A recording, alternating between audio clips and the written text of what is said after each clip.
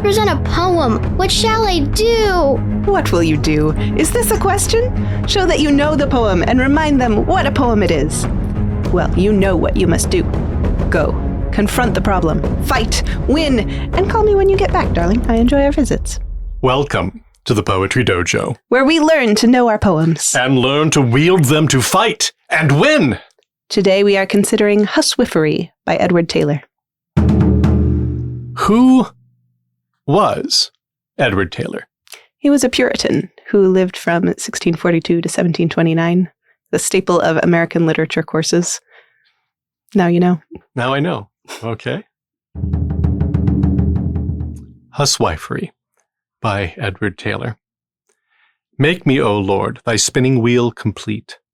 Thy holy word my distaff make for me. Make mine affections thy swift flyers neat, and make my soul thy holy spool to be. My conversation make to be thy reel, and reel the yarn thereon spun of thy wheel. Make me thy loom, then. Knit there in this twine, and make thy Holy Spirit, Lord, wind quills.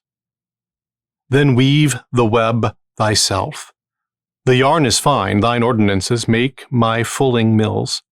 Then dye the same in heavenly colors choice, all pinked with varnished flowers of paradise. Then clothe therewith mine understanding, will, affections, judgment, conscience, memory, my words and actions, that their shine may fill my ways with glory, and thee glorify. Then mine apparel shall display before ye, that I am clothed in holy robes for glory. For understanding this poem, I do suggest probably going to Wikipedia and looking up a spinning wheel and a loom and all of the various elements that compose the same, because the author makes reference to the different parts, not only to the wheel as a whole, but to the distaff, the swift flyers, spool and reel, and wheel that make up the whole of a spinning wheel, and then goes on to speak also of the loom. Know your parts.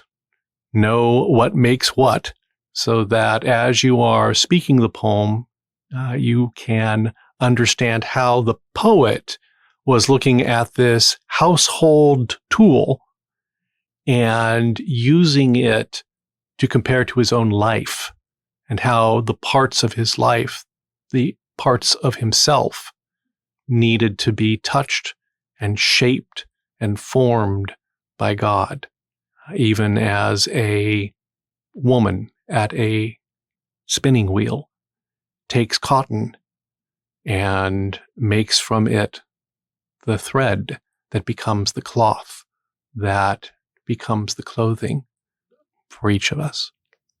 We are his workmanship. It's the central concept of this poem. It's an extended metaphor or a conceit. We see that it is not quite neat. It's not a one-for-one, but we're moving from the idea of being a tool in God's hand to being formed and then transformed as the color is changed.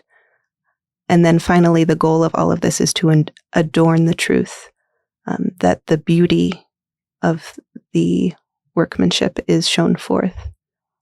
We have a plural you in the second to last line, then mine apparel shall display before ye. That is then not addressing God, who he uses the singular for earlier in the poem, but before the world. The people to whom you are speaking. Mm-hmm. And so this poem is both prayer and confession, plea and presentation, starting, as it were, with eyes looking up to heaven, and then ending with eyes looking out over the world, not drawing glory to oneself, but where glory is due, drawing it to God.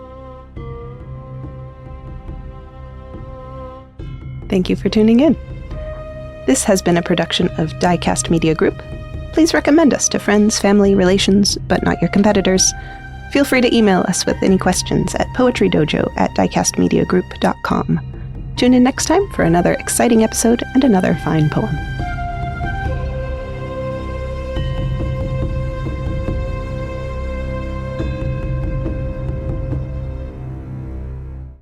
Now you know. Now I know. Okay. Any observations or history about either him or this poem that you're familiar with? Besides what you've already told me? That's all I have written down, my friend. Okay. Well, then we can excise this portion. Yes. Would you like to read the poem first? Sure.